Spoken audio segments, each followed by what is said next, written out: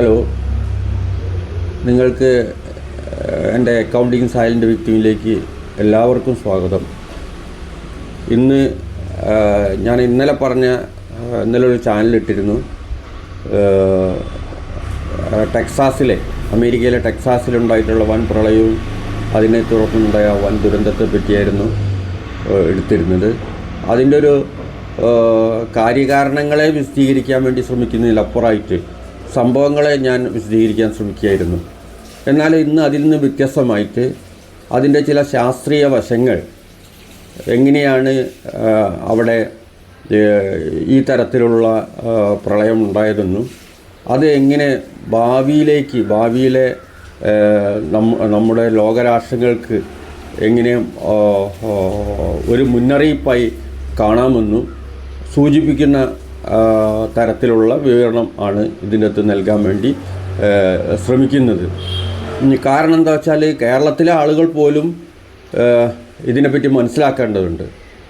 കാരണം കേരളത്തിൽ 2018 അതിതീവ്രമായിട്ടുള്ള മഴയും തുടർന്നുള്ള ആൾനാശവും നമുക്ക് മറക്കാൻ കഴിഞ്ഞിട്ടില്ല.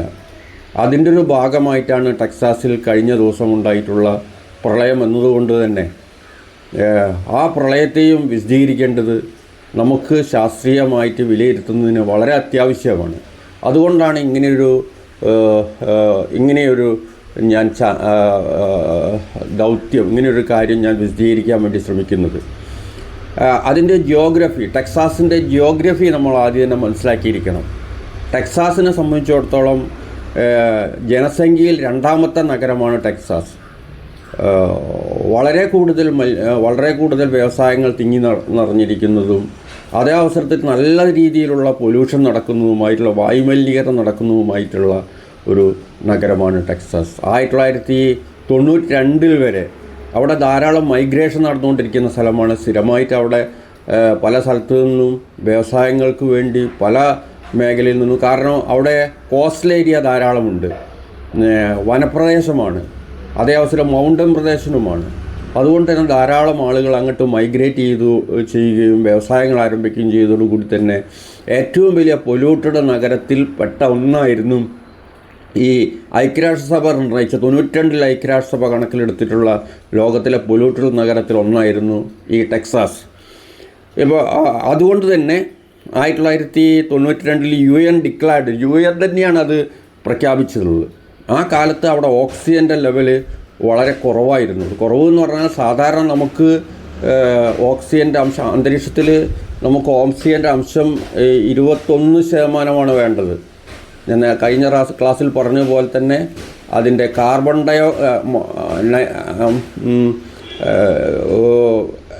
Nitrogen 78%, oxygen 21%.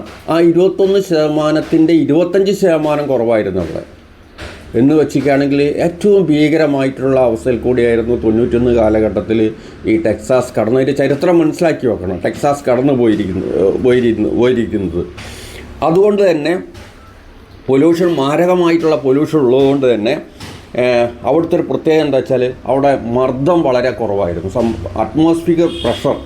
അറ്റ്മോസ്ഫിയർ പ്രഷർ വളരെ കുറവായിരുന്നു.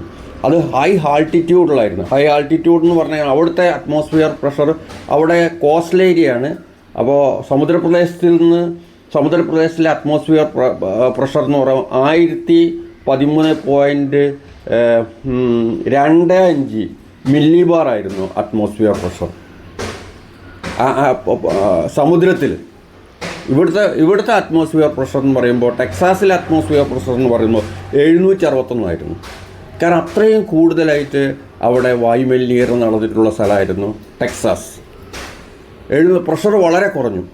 അപ്പോൾ അത് പ്രഷർ കുറയുന്നത് എന്താ ഗുണം? നമുക്കൊക്കെ പ്രഷർ കുറഞ്ഞാൽ നമ്മളൊക്കെ ഉടനെ തന്നെ മനുഷ്യന്മാരെ സംബന്ധിച്ചിടത്തോളം സാധാരണ പ്രഷർ ലെവൽ സന്തുലിതാവസ്ഥയിൽ എത്തിക്കഴിഞ്ഞാൽ നമ്മളൊക്കെ മറിഞ്ഞിട്ട് വീണു. പ്രഷർ കൂടിയാൽ അതുമാതിരി തന്നെ, അന്തരീക്ഷത്തിൻ്റെ സ്ഥിതി അതുമാതിരി തന്നെ, മിനിമം ആയാലും മാക്സിമം ആയിക്കുകയാണെങ്കിൽ രണ്ടും അപകടം തന്നെയാണ്. രണ്ടും സന്തുലിതാവസ്ഥ ഉണ്ടെങ്കിൽ മാത്രമേ മനുഷ്യന് ജീവിക്കാനും പ്രകൃതിക്ക് അതുമാതിരി തന്നെ നിലനിൽക്കാനും വേണ്ടി പറ്റുള്ളൂ. അല്ലെങ്കിൽ പലപ്പോഴും പ്രകൃതിയെ സംബന്ധിച്ചിടത്തോളം പല ദുരന്തങ്ങളും അവിടെ ഉണ്ടാവും. അതിൻ്റെ ഫലമായിട്ട് അവിടെ നിരന്തരം കടലിൽ നിന്ന് അവിടെ നിരന്തരം അവിടേക്ക് മറ്റ് പ്രദേശങ്ങളിൽ നിന്ന് അറ്റ്മോസ്ഫിയർ പ്രഷർ കുറഞ്ഞതുകൊണ്ട് തന്നെ മറ്റ് പ്രദേശങ്ങളിൽ നിന്ന് ഇപ്പോൾ USA പല സ്ഥലങ്ങളുണ്ട്.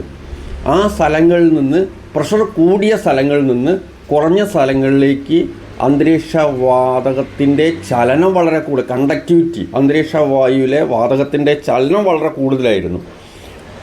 അന്തരീക്ഷ വാതകത്തിൻ്റെ ചലനം എന്ന് പറഞ്ഞാൽ അതിൻ്റെ എന്തൊക്കെ ഉണ്ടാവും?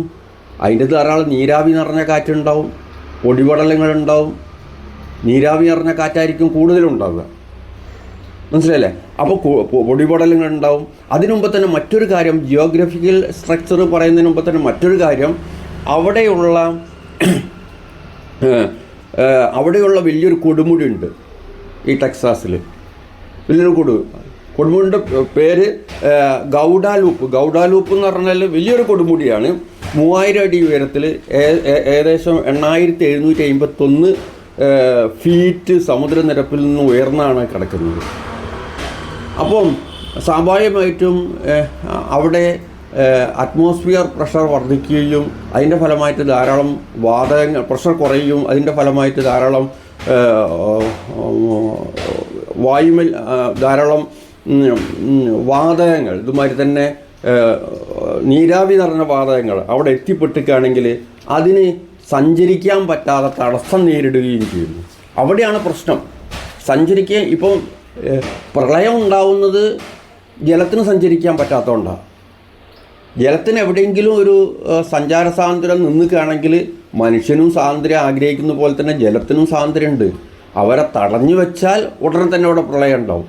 ഇപ്പോൾ നമ്മളൊരു പ്രദേശത്തിൽ ബോണ്ട് കെട്ടിയാൽ ജലം മുഴുവൻ ആ പ്രദേശത്തേക്ക് ഒഴുകി വരും.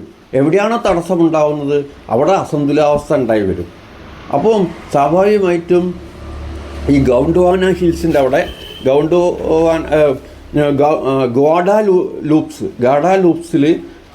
ലൂപ്സ് പർവ്വത നിരകളിൽ കടന്ന് ഈ സഞ്ചരിക്കാൻ പറ്റാതെ വരുമ്പോൾ ഈ നീരാവി നിറഞ്ഞ കാറ്റ് പർവ്വതം കയറാൻ വേണ്ടി തുടങ്ങും. ഇതൊക്കെ നമ്മൾ അറിയാതെ സംഭവിക്കുന്ന കാര്യമാണ് കേട്ടോ. നമ്മളറിയാറില്ല. നമുക്ക് കാണാൻ പോലും പറ്റൂല. ആർക്കാ കാണാൻ പറ്റും? ആ പ്രദേശത്തിലെ ജനങ്ങൾക്ക് പോലും കാണാൻ കഴിയില്ല. കാരണം പ്രകൃതിയിലെ എല്ലാ സംഭവങ്ങളും നടക്കുന്നത് മനുഷ്യന് കാണാൻ വേണ്ടി പറ്റൂല, മനുഷ്യൻ അനുഭവിക്കാനേ പറ്റുള്ളൂ. അത് പ്രകൃതിയിലുള്ള ഒരു പ്രത്യേകതയാണ്. പ്രകൃതി നമുക്ക് 90% പ്രകൃതി നടക്കുന്ന പ്രതിഭാസങ്ങളും നമുക്ക് കാണാൻ കഴിയില്ല. 95% കാണാൻ വേണ്ടി കഴിയില്ല. അപ്പം പർവ്വതം കയറാൻ വേണ്ടി തുടങ്ങുന്നു. ഇങ്ങനെ കയറുന്ന ജമ്പ് ചെയ്യുന്ന ഇത്തരത്തിലുള്ള ക്ലൗഡിനെയാണ് എസെൻഡിങ് ക്ലൗഡ് എന്ന് പറയുന്നത്. എസെൻഡിങ് ക്ലൗഡ് പർവ്വതങ്ങൾ ക്രമേണ ഇങ്ങനെ ഉയരത്തിൽ 8000 ഫീറ്റ് ഉയരത്തിലേക്ക് ഇങ്ങനെ കയറാൻ വേണ്ടി തുടങ്ങുന്നു. പിന്നെ ഇവയിൽ എന്തുണ്ടാവും? ഇവയിൽ ഭൂമിയിൽ നിന്ന് വന്നിട്ടുള്ള നീരാവി നിറഞ്ഞിട്ടുള്ള കാറ്റുണ്ടാവും, നീരാവി നിറഞ്ഞിട്ടുള്ള വലിയ കണങ്ങളുണ്ടാവും, പിന്നെ പൊടിപടലങ്ങളുണ്ടാവും. ഇതുകൊണ്ടൊക്കെ ആ ഒരു ക്ലൗഡ് വളരെ ഹീറ്റായിരിക്കും. ആ ക്ലൗഡ് വളരെ ഹീറ്റായിരിക്കും. ഹീറ്റാവുമെന്ന് പറഞ്ഞിട്ടാണെങ്കിൽ ചൂടായിരിക്കും. കാരണം കാർബണിൻ്റെ അംശം ഉണ്ടാവും, പിന്നെ അതുമാതിരി തന്നെ കാർബൺ മോണോക്സൈഡിൻ്റെ അംശം ഉണ്ടാവും. അതുകൊണ്ടൊരു ഹീറ്റായിരിക്കും. അങ്ങനെ അവിടെ നിന്ന് കാർബൺ കണങ്ങൾക്ക് ചൂട് പിടിക്കുകയും മൊത്തത്തിൽ ഈ ക്ലൗഡ് ചൂടുള്ള ക്ലൗഡായിട്ട് അന്തരീക്ഷത്തിലേക്ക് കയറിപ്പോവുകയും ചെയ്യും.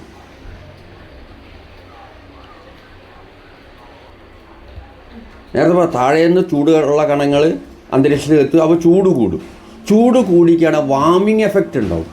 വാമിങ് എഫക്റ്റ് എന്ന് പറയുകയാണെങ്കിൽ ഈ അന്തരീക്ഷത്തിലേക്ക് മുകളിലേക്ക് വന്ന് ഇവ ചൂട് കൂടിക്കുകയാണെങ്കിൽ അവ ഒരു വാമിങ് എഫക്റ്റ്, ചൂട് കുറയുന്ന പ്രതിഭാസമുണ്ടാവും.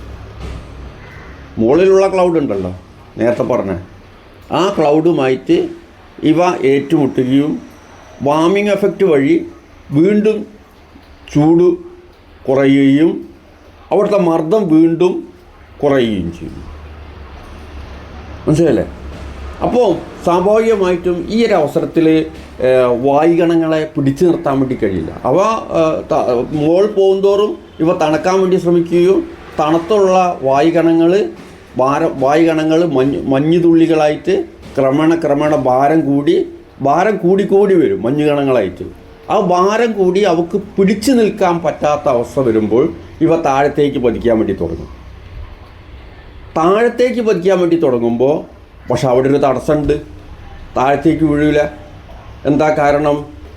താഴെ നിന്നുള്ള കണങ്ങൾ, താഴെ നിന്നുള്ള വായു പടലങ്ങൾ ചൂട് കൂടിയതായിരിക്കും. കാരണം ഭൂമിയിൽ നിന്ന് വരുന്നതല്ലേ. ഈ ചൂട് കൂടിയിട്ടുള്ള വായു കണങ്ങൾ അവയുമായി മുകളിലുള്ള തണുത്ത വായു കണങ്ങളുമായിട്ട് ഏറ്റുമുട്ടുകയും അവയിലൂടെ അവയിലൂടെ ചെറിയ കണങ്ങൾ ചൂടിനെ വിനിമയം നടത്തുകയും ചെയ്യുന്നു. എക്സ്ചേഞ്ച് ഉണ്ടാവും. മുകളിൽ ചൂട് കൂടിയ വായുമണ്ഡലമുണ്ട്, ചൂട് കുറഞ്ഞ വായുമണ്ഡലം, താഴെ ചൂട് കൂടിയ വായുമണ്ഡലം. ഈ ചൂട് കുറഞ്ഞ വായുമണ്ഡലവും ചൂട് കൂടിയ വായുമണ്ഡലവും തമ്മിൽ വിനിമയം നടത്തുന്നതോടുകൂടി തന്നെ ആർക്കാ നഷ്ടം സംഭവിക്കുക? നഷ്ടം സംഭവിക്കുന്നത് ചൂട് കുറഞ്ഞ മണ്ഡലം. ആ ചൂട് കുറഞ്ഞ മണ്ഡലത്തിന് നഷ്ടം സംഭവിക്കുകയും ചൂട് കൂടിയ മണ്ഡലത്തിന് നഷ്ടം സംഭവിക്കുക. അവ ക്രമേണ തണുക്കാൻ വേണ്ടി തുടങ്ങുകയും ചെയ്യും. ചൂട് കൂടിയ മണ്ഡലത്തിൽ നിന്ന് കണങ്ങൾ കുറഞ്ഞ മണ്ഡലത്തിലേക്ക് പോകും. അപ്പോൾ അവർക്ക് നഷ്ടം സംഭവിക്കും. അങ്ങനെ അവ തണുക്കാൻ വേണ്ടി തുടങ്ങുകയും തണുത്തുക്കാണെങ്കിൽ ഒരു പരിധി കഴിഞ്ഞാൽ അവയ്ക്ക് പിടിച്ചു നിൽക്കാൻ പറ്റാതെ ഈ തണുത്ത കണങ്ങൾ ഒന്നായിട്ട് താഴത്തേക്ക് മഴയായി, ഒരു കുടം കൊണ്ട് മുകളിൽ നിന്നൊരു കുടം താഴത്തേക്ക് ഒലിച്ച് ഇട്ടതുപോലെ മഴയായി പെയ്യുന്നു. ഇതാർക്കും കാണാൻ വേണ്ടി കഴിയില്ല. സാറ്റലൈറ്റിന് പോലും ഇത് പിടിച്ചെടുക്കാൻ വേണ്ടി കഴിയില്ല. അതുകൊണ്ടാണ് അവിടുത്തെ ശാസ്ത്രജ്ഞന്മാർ പറഞ്ഞിട്ടുള്ളത് 4 മണിക്കൂർ മുമ്പ് വരെ ഞങ്ങൾക്ക് വിവരം കിട്ടിയില്ല ഇതിൻ്റെ എന്നുള്ള വിവരം. ഈ ഒരു വിനിമയ പ്രക്രിയ നമുക്ക് കാണാൻ വേണ്ടി കഴിയില്ല. സാറ്റലൈറ്റിന് പോലും പിടിച്ചെടുക്കാൻ വേണ്ടി കഴിയില്ല. ഇങ്ങനെ വിനിമയം നടത്തുകയും, അതായത് നമ്മൾ ഒരു കുടത്തിൽ വെള്ളം ഒന്നായിട്ട് കൊണ്ടുവന്നിട്ട് ആ കുടത്തിൽ ഒരു വലിയൊരു കുപ്പി എടുക്കുക. ആ കുപ്പീൻ്റെ ചെറിയ ചെറിയ ഓട്ടയുണ്ടാക്കിക്കുകയാണെങ്കിൽ നമുക്ക് അതിൻ്റെ അകത്ത് വെള്ളം നിറയ്ക്കുക. ആ മഴ എങ്ങനെ പെയ്യുന്ന സാധാരണ മഴ. എന്നാൽ അതിൻ്റെ അടിയിൽ നേരത്തെ പറഞ്ഞ മാതിരി തന്നെ അടിയിൽ കട്ടുണ്ടാക്കി ആ കട്ടിലൂടെ വെള്ളം താഴത്തേക്ക് പ്രവഹിക്കുമ്പോൾ കട്ടുണ്ടാക്കി കഴിഞ്ഞാൽ വെള്ളം പെട്ടെന്ന് വീഴും. ആ വീഴുന്ന മഴയാണ് ഇവിടെ ക്ലൗഡ് ബേസ്ഡ് എന്ന പേരിൽ അറിയപ്പെടുന്നത്. അവർക്ക് നിൽക്കാൻ സ്ഥലം ഉണ്ടാവില്ല, ഭാരം കൂടി പാടെ വരും. അത് പശ്ചിമഘട്ടത്തിലാവുമ്പോൾ പശ്ചിമഘട്ടത്തിൽ സംഭവിക്കും. ഇത് പർവ്വതനിരകൾ എവിടെയാണോ ഉള്ളത് അവിടെയാണ് ക്ലൗഡ് ബേസ്റ്റിംഗ് സംഭവിക്കുന്നത്. ഏറ്റവും മോശമായ തോതിൽ ക്ലൗഡ് ബേസ്റ്റിംഗ് സംഭവിക്കുന്ന പർവ്വതങ്ങളുള്ള പ്രദേശങ്ങളാണ്. അതുകൊണ്ടാണ് 2018 പശ്ചിമഘട്ടത്തിൽ സംഭവിച്ചത്. നമ്മളറിയുന്ന സ്ഥലമാണ്. പിന്നെ ഇവിടെ ഏറ്റവും കൂടുതൽ പർവ്വതങ്ങളുള്ള സ്ഥലമാണ് ഈ ടെക്സാസിൽ പർവ്വതങ്ങൾ വളരെ കൂടുതലുണ്ട്. അതുകൊണ്ടാണ് അവിടെ സംഭവിച്ചത്. കഴിഞ്ഞ ദിവസം ഇന്ത്യയിൽ ഹിമാചൽ പ്രദേശിൽ ക്ലൗഡ് ബേസ്റ്റ് ഉണ്ടാക്കിയിട്ട് മൂന്നാല് ആളുകൾ കാണാതാവുകയും കുറച്ച് ആളുകൾ മരിക്കുകയും ചെയ്ത സംഭവം ഉണ്ടായിട്ടുണ്ട്. അപ്പോൾ ഹിമാചൽ പ്രദേശിൽ ഇത്രയും ആളുകൾ മരിക്കാനിടയായ സംഭവം ക്ലൗഡ് ബേസ്റ്റിംഗ് ആണ്. നമുക്ക് കാണാൻ വേണ്ടി കഴിയില്ല. ഇന്ത്യക്ക് അപ്പം നമ്മളെ സംബന്ധിച്ചിടത്തോളം ഇത് വായുമലിനീകരണം എവിടെയെല്ലാം കൂടുതലും ഇപ്പോൾ ചൈനയിൽ ഇതേമാതിരി സംഭവം ഉണ്ടായിട്ട് നിരന്തരം പ്രളയം ഉണ്ടാവുന്നുണ്ട്. പക്ഷെ നമ്മളാരും റിപ്പോർട്ട് ചെയ്യുന്നില്ല. ചൈനയുടെ പ്രത്യേകത എന്താ വെച്ചാൽ 2020 ശേഷം അവിടെ വായുമലിനീകരണം കുറയ്ക്കാൻ വേണ്ടി തുടങ്ങി. പക്ഷേ വേറെ പ്രശ്നം എന്താ വെച്ചാൽ പണ്ടുണ്ടായിട്ടുള്ള വായുമലിനീകരണത്തിൻ്റെ എഫക്റ്റ് ഒരു 25 കൊല്ലം നിലനിൽക്കുന്നു എന്നുള്ളതാണ്. ഇപ്പോൾ നമ്മളിപ്പോൾ ഇന്ത്യയിൽ വായുമലിനീകരണം കുറച്ചിക്കുകയാണെങ്കിൽ അതിൻ്റെ ഗുണം കിട്ടണമെങ്കിൽ 25 വർഷം കാത്തിരിക്കണം. ആലോചിച്ച് നോക്കൂ അതിൻ്റെ ഒരു എഫക്റ്റ്.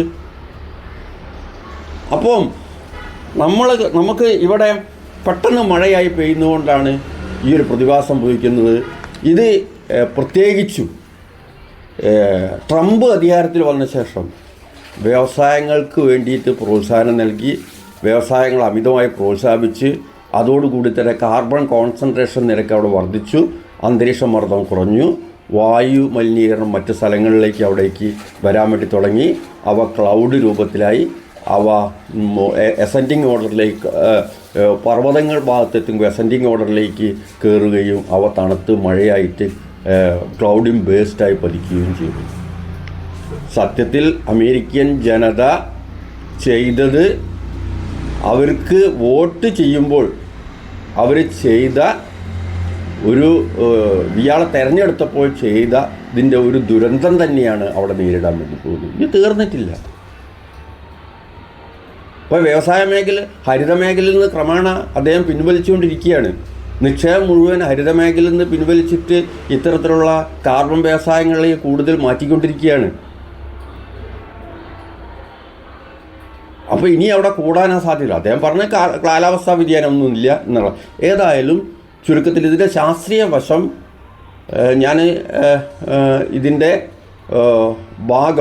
ചെറിയൊരു ഭാഗം ഇതിൽ ചിത്രം വരച്ച് വെക്കുന്നുണ്ട്.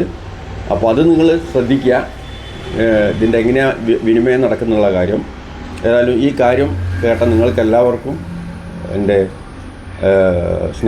എൻ്റെ സന്തോഷം പകരുകയാണ്. ചാനൽ നിലനിർത്തുന്നതിന് നിങ്ങളെല്ലാവരും ശ്രമിക്കുക. ചാനൽ സബ്സ്ക്രൈബ് ചെയ്യുക. പോരായ്മകളുണ്ടാകും സംസാരത്തിൽ.